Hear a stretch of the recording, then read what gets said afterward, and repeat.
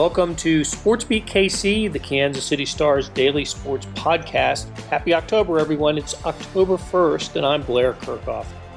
We're talking Chiefs today, and we start by turning on the Wayback Machine to discuss when the team was in last place this late in the season. I think you'll enjoy hearing a familiar voice to the Stars' Chiefs postgame broadcasts. But none of our current crew of Vahe Gregorian, Sam Mellinger, Sam McDowell, and Herbie Teope believe that what's happening now, the 1-2 record and 2 straight losses, is nothing that can't be fixed with a few changes and maybe a little more attention to detail. Also, we cover the signing of Josh Gordon, Andy Reid's health scare, and this week's game against the Philadelphia Eagles. The show started as a SportsBeat Live and is now presented as a SportsBeat KC podcast. Hope you enjoy. Good morning from Kansas City. Welcome to SportsBeat Live. It's the weekly conversation about the Chiefs with the folks who cover the team for the Star and with you. Please send us your questions and comments and join in the conversation. So, hey, I know everybody's still getting used to Fridays at 9:30 a.m. Even we're getting used to and adjusting to the new time. I know that sometimes when our producer, Beth, sends out the link to join the show, that's the first time I realize that, maybe we're doing a show today. So always appreciate Beth with her links. Good morning, guys. Good morning, Blair. What's up? Good morning, Blair, lads.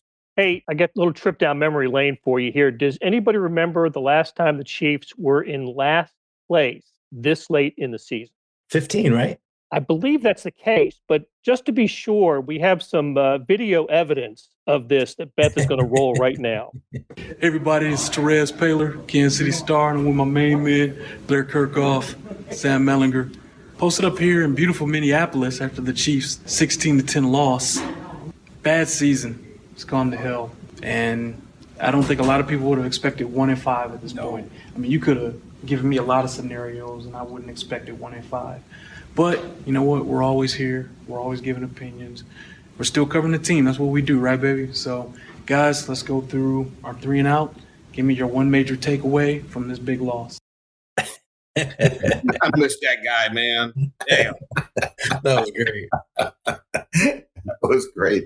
That was the game Donald Stevenson accidentally stripped. Was it Charkandrick West? Yeah.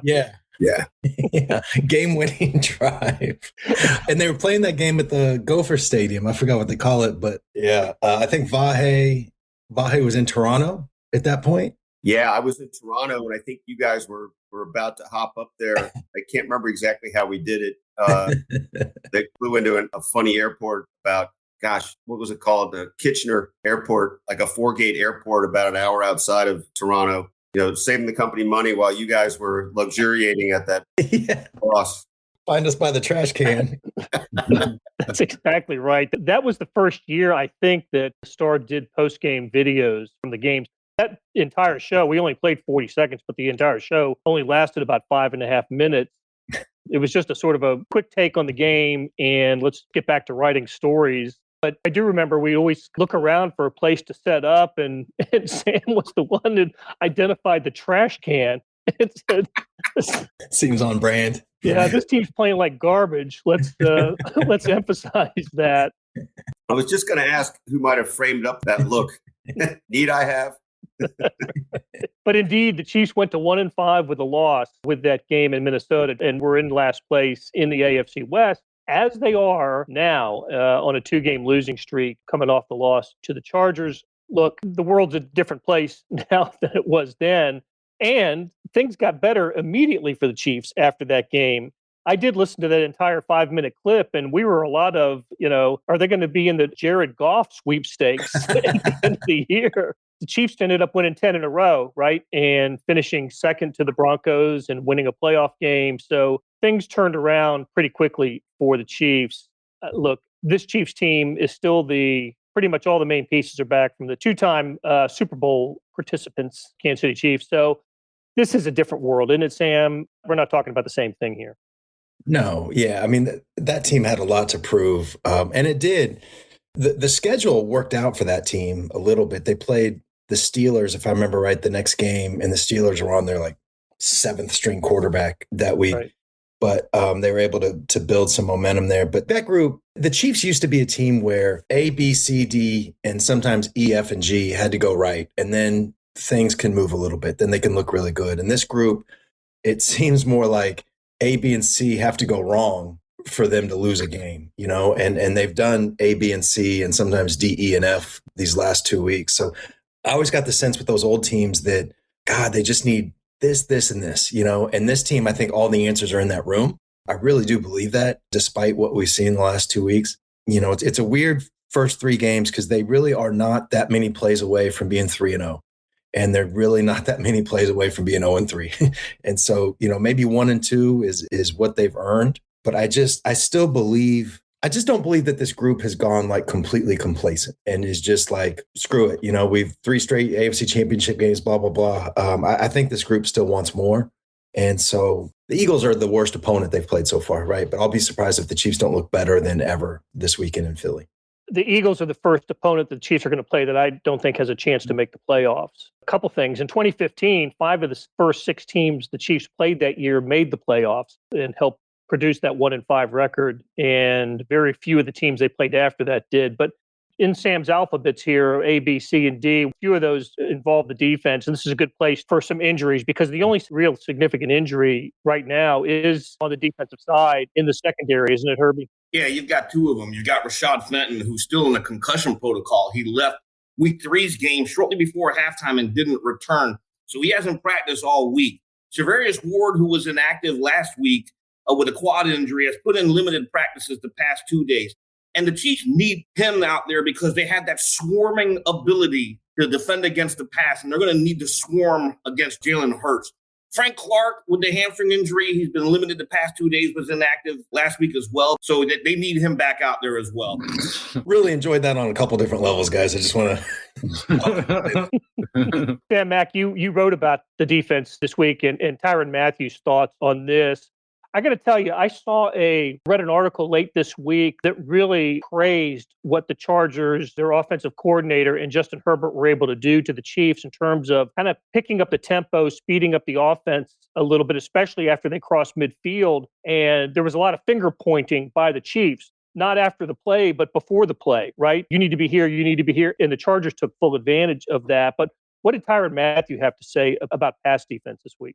First of all, I can't believe we watched that clip and nobody commented on Melly's look. He looked like the guy that was ready to fix the computer problems that I'm having. Now he's dressed like he's in a Ford commercial or something, but Mathieu pointed out the fact that they're having trouble pre-snap alignments. And you've actually seen that play out after the play. And you've seen it play out, which you just mentioned, Blair, which is before the play. You know, the one that came to mind that I led with after the play was the play in Baltimore where Hollywood Brown, there's nobody within 15 yards of him. And the pass is low, the pass is late, and it doesn't even matter because there's nobody within 15 yards of him. And there's clearly a missed assignment on that play. In the Chargers game, on the 2-point conversion, there's a play where Tyrann Mathieu is literally running across the back of the line of scrimmage, basically saying nobody is guarding Mike Williams on this play. He sprints across there, and by the time he gets there, there's still nobody on him. The ball's a 2-point conversion. There's a touchdown play that Sam mentioned after the game last Sunday where Austin Eckler is wide open. Anthony Hitchens isn't lined up in time. And they did pinpoint the fact that the Chargers were hurrying to the line of scrimmage. And maybe they didn't feel like they had enough time to sub, or maybe they didn't feel like they had enough time to get in their defense. But they've got to call something. And Tyrann Mathieu has put this on the players, that it's not the coaches not putting them in the right spots. The players have to communicate better. And I think he was specifically on one of those talking about the secondary. He mentioned the secondary and once that those are explosive plays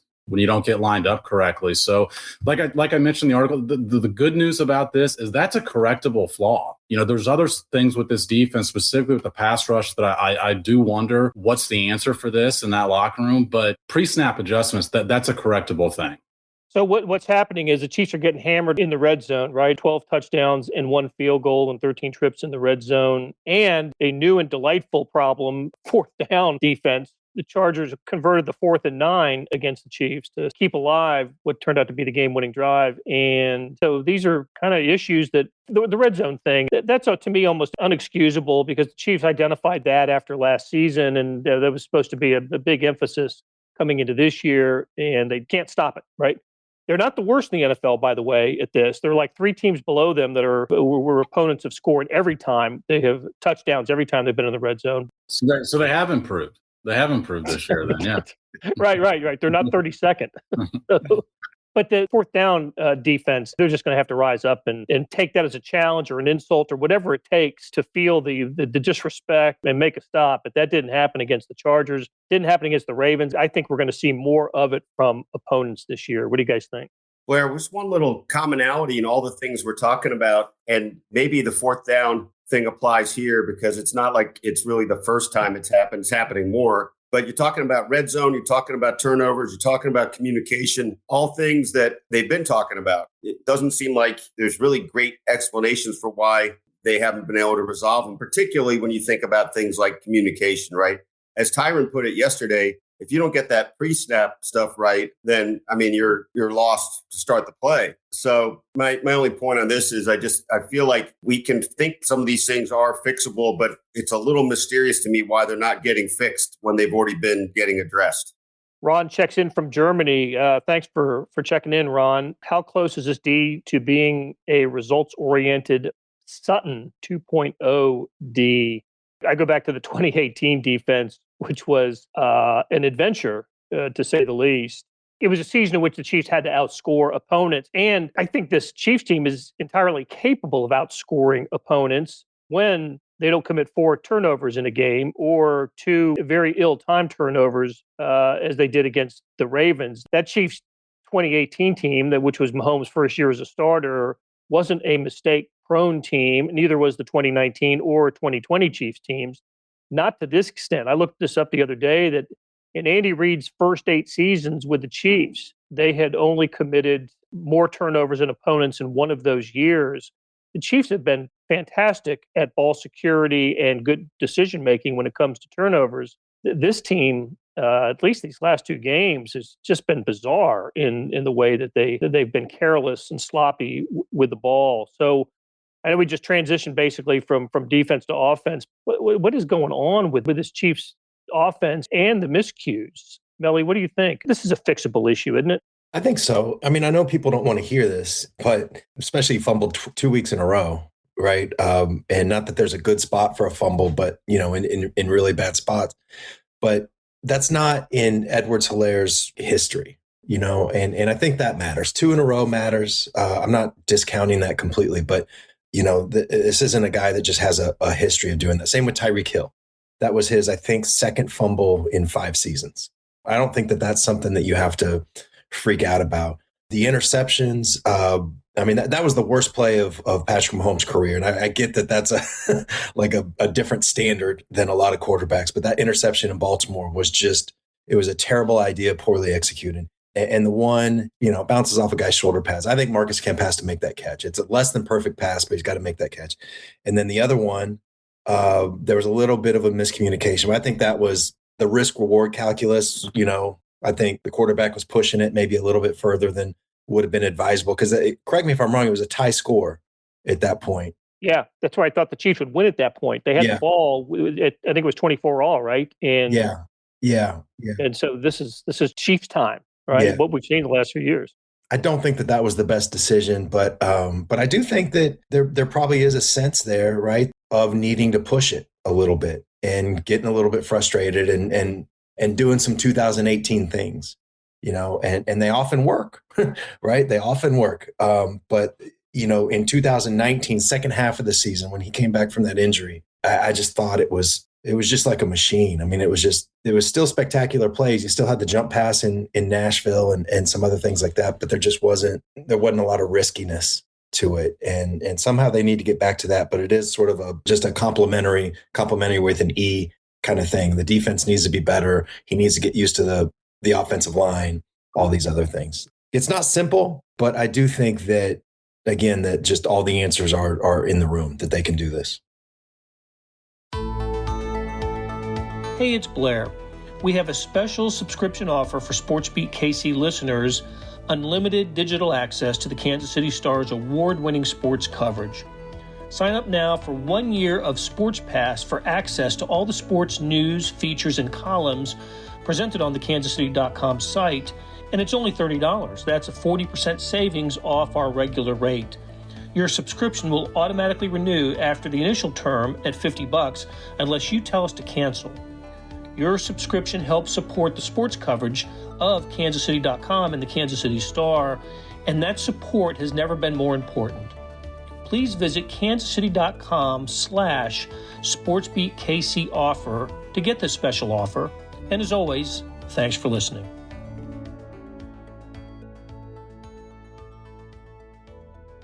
Charlie says they haven't been stopped on offense, even against decent opponents. Absolutely right. As long as they turn the ball over, they should beat every team they play. I tend to agree with that. I mean, I think they should be favored against every team they play. Terrence says it reminds him of the Lions game without the W. Yeah, I thought about that too. But the thing about that Lions game is the Chiefs got turnovers. They took the ball away. I think there were 5 turnovers like in the third quarter of that game, like 3 by the Chiefs and a couple by the Lions. Including that 100-yard, whatever that was. Was that a fumble return? Like, whatever that was. I mean, that was crazy. You're right. Length of the field. Was it Breeland that did that? Yeah, Bashad Breeland. Yeah. So the Mahomes picks to me we just haven't seen this, right? 3 picks in 2 weeks. Everybody else does that. He's the player that doesn't do that. Now he's done it. And I think it was it Andy Reid? Somebody said this week, it can't change the way you play, right, Vahe? You can't not be Patrick Mahomes and take risks and be, somewhat of a gunslinger, and you can't rein it in a little bit.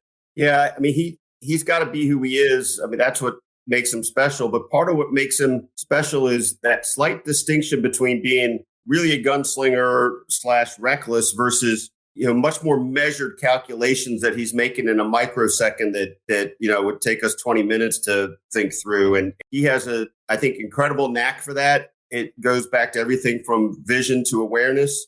And those things haven't left him. And certainly he doesn't care any less. I think it's just been some game situation moments that have presented themselves in kind of a funny way. I do think that at least the way Patrick laid it out, and he's got a really pretty good track record of being candid on these things. That interception when he's trying to hit Kelsey, he committed to trying to throw the ball right as they have kind of a cue between them, that it was exactly the moment where Kelsey thought it the other way. At least that's how I took it. And that's why the ball ended up where it did. I don't know that it wouldn't have been intercepted otherwise, but I think we just need to remember over the course of a long season, of course, we're only in the course of a short season so far, but in the course of a long season, those things should play out a little differently. I think if Patrick, again, continues to learn from what he's just seen, reevaluates the situations, processes it, and just stays the guy he is, I don't think we're going to see a turnover spree from him. I just think it's going to happen in pockets from time to time because every play is different. No matter what, every play still is different. I think we're seeing a product of his passes. We saw him go through a stretch like this last year where it seems like teams dropped every potential interception they could have had. And now it seems like guys are the Chargers made 2 incredible plays on those interceptions. Statistically, via next-gen stats, Patrick Mahomes is the least aggressive quarterback in the NFL. He's not being more careless, more reckless, anything like that. Vahe explained that Kelsey one perfectly. Obviously, the one in Baltimore was just a bad decision. The one to Kemp, I don't think is on Patrick Mahomes. So I just think all the stats bear out, as well as, of course, the 3 years of history show that this is not going to be a long-lasting thing with Patrick Mahomes. I don't think it's any reason for concern. Like I said, I think he had balls like this last year that he got a little bit lucky. I mean, the Patriots dropped 2 or 3 interceptions in that game, and that was, early in the season as well. These things tend to even themselves out, like Vahe said, over the course of the season. And right now, it seems like every mistake he made is getting picked off. Okay, Terrence encourages us to move the chains a little bit, and let's talk Josh Gordon here. What do we think, Herbie? We've seen something like this before, right? Le'Veon Bell last year. What's the potential impact and the timetable for Josh Gordon? Gordon is your perfect example of a low-risk, high-reward type signing. You get this guy who obviously has his issues, well-documented issues, coming off of suspension, reinstated, suspension, reinstated. And that's the case what's going on right now. You want him to absorb the playbook. And that's the key thing for him right now is he's on the practice squad. He's not on the active roster. So we're not going to see him unless there's some miraculous elevation Saturday, which I don't think is going to be the case at all. Because even if he were to play this weekend, there's no way in the world the Chiefs can build a game plan or install plays specifically for him because he doesn't understand the language. I think what will help him, though, is, playing for an elite quarterback like Tom Brady. Then he goes to Seattle. They run a version of the West Coast offense up there. He played with Russell Wilson. So for him, it's a matter of absorbing and translating the different terminology. The plays will probably be the same, but it's the terminology that he has to get down. Maybe 2 or 3 weeks. That's probably what I'm thinking. It's going to take him a while to get fully implemented into the offense. Can he be as effective as Sammy Watkins was in this offense? Josh Gordon hasn't played a full season. He's only played one once in his career, right? He's 30 years old, and I just don't know what to expect from him, except I know Patrick Mahomes was excited about the idea of a big-bodied wide receiver, right? Just somebody that can go up and get a reception. I'm curious to see what they have in him. 2 or 3 weeks, Herbie? Is that what you're thinking? Yeah, for me, the biggest challenge for him is the playbook. We all know it's complex. Everybody who has gone through that playbook says it's complex. We hear wide receivers say it takes them 1 or 2 seasons to fully understand it. That's going to be the biggest challenge for him, is understanding what he's supposed to do.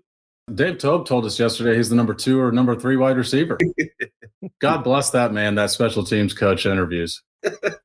Yeah, they picked the right one to speak to the media on Sunday after the game, and that's kind of where I wanted to go next. The biggest story of the week, as far as I'm concerned, happened immediately after the game on Sunday, and that's when Andy Reid did not appear in the post-game press conference. Turns out he spent Sunday night in the hospital resting. We do not know to this day exactly what the illness was. It was just described as an illness. The Chiefs and Andy Reid haven't revealed it, don't want to reveal it. And look, I know we all have our feelings about medical issues. None of us are keen about sharing information like that, but there was absolutely a sense of concern and worry, and we did address it during the Andy Reid's first press conference on Wednesday. Let's hear what Andy Reid had to say just about his illness. I'm wondering if there's anything you can, or I guess I should say, would be willing to share about what happened after the game and how you were feeling. Yeah, I'd probably just skip that. I'll just leave. I'm not much on talking about all that stuff. I wish it would never happen, but it did, and I'm moving on. But I feel great. I appreciate the doctors for taking care of me. I mean, they're phenomenal. Actually, we're glad to see you back and healthy. Not lost on you how concerned people were, and I do wonder, is this the sort of episode that makes you have to examine routines at all for anything of that nature? Yeah, I mean, you're probably right. You go back and you look at things, but you're asked a lot of questions, so you look at things. But I feel great right now. So, and everybody that's dealt with me is confident that it will continue that way. So I'm good if they're good, right? They're the experts. And you were completely Eddie's coming right back to work on Monday. I wish I could have gotten a couple more of these, but I'm glad I'm here. Yeah. One Monday. Yeah, I know. All right, a couple things before I want Vahe to pick up the conversation, but he didn't look different to me. He didn't sound different, didn't seem different, but gosh, that was absolutely a scare on Sunday. Yeah, I thought the more the night went along on Sunday, the more concerned I got, because there was such a gap in information. And you saw Tyrann Mathieu's tweet that sounded like, I don't know, just sounded like a very high level of concern, not just a coach had to get precautionary evaluation after the game. At least got me thinking about, like, boy, how serious could this be? And now I'm a little conflicted about what to think. Obviously, he would get the utmost health care. I would assume it would be no less than a battery or a team of doctors that would sign off on him getting out of the hospital and going back to work. I can't imagine that Andy just had the autonomy to just run through stop signs and say, well, I'm working. I just can't believe that would be the case without a medical basis. On the other hand, if it really was something that seems to have gotten floated out there along the lines of dehydration, why won't anybody just say that publicly? I find that peculiar, and we know that the Chiefs like to keep a tight cordon on things, and we know that Andy, for all his sense of humor, can be a sort of a stoic guy, doesn't want to show anything beyond the macho in some ways, right? So all those things go together. But I think the effect is that certainly leaves the public guessing and wondering what's really going on with Andy, especially because of the other things that he has to bear. I think that's exactly right. Like, the sort of lack of information is concerning in some ways. I make an assumption, and we all know what about assumptions, but I feel like if it was just dehydration, if it was just like something pretty minor, I think the Chiefs would have been more vocal about that. Again, I mean, that's a guess, right? Like, that's all we can do. But there's just some vibes that make this feel like something to be concerned about, something that they're concerned about. I wondered what the scene would have been like on the sideline if that game had gone into overtime. So the team would have stayed out on the field for another however many minutes it would have taken to decide the game. And this happened immediately, sometime between the end of the game and in the 10 or 15 minutes it happened after the game. You'd have had national cameras on Andy Reid and on the Chiefs sideline. At that point, I'm not sure, everything's all right answer would have sufficed at that point. But anyway, it didn't happen that way. And Chiefs didn't get it to overtime. And again, like I said, I thought Andy Reid looked and sounded no different to me on Wednesday than he had any other time. And I suppose that is a good sign.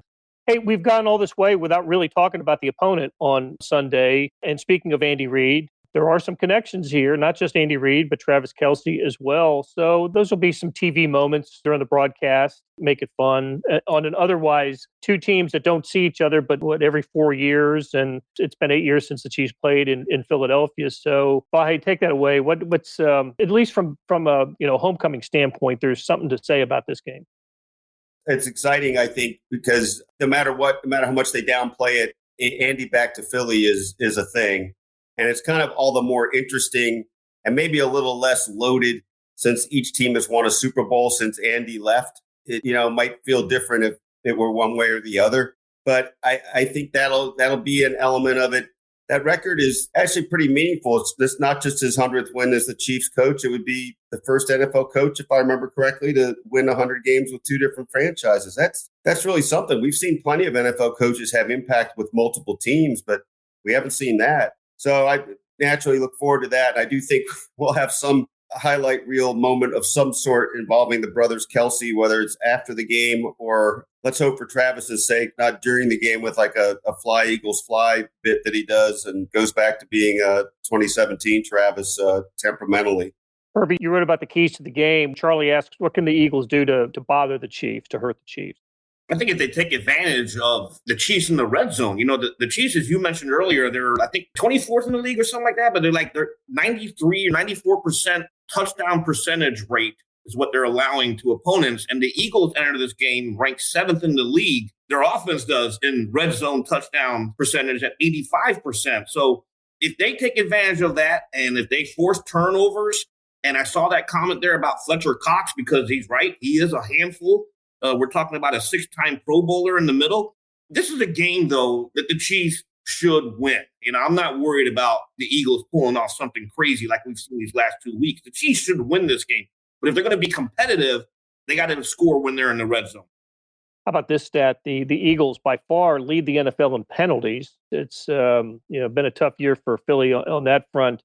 But the other stat that kind of jumped out at me is that Miles Sanders, the running back, 8.9 yards per carry on first down this year. So rushing defense, something that the Chiefs, was a massive failure in the first couple of games, better against the Chargers, but something to keep an eye on this week. I agree with you, though. I think the Chiefs end up winning this game. They break the losing streak. It doesn't get to 1-5 as did Minnesota, those many years ago. But both teams enter the game on a 2-game losing streak. I think the Chiefs come out of this thing with the victory. So that'll do it for us today. Really appreciate you sticking with us. Again, just as a reminder, it's going to be Fridays for the foreseeable future, Fridays at 9:30. Please join us in.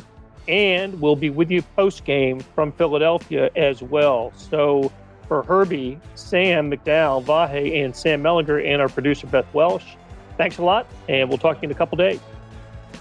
That'll do it for today and this week on SportsBeat KC. Big thanks to our production staff of Beth Welsh, Monty Davis, Jeff Rosen, and Chris Fickett. Tip of the cap to Herbie Teope, Sam McDowell, Vahe Gregorian, and Sam Mellinger for Talking Chiefs. Links to their stories and a bunch of Chiefs stories can be found in the show notes and all over kansascity.com.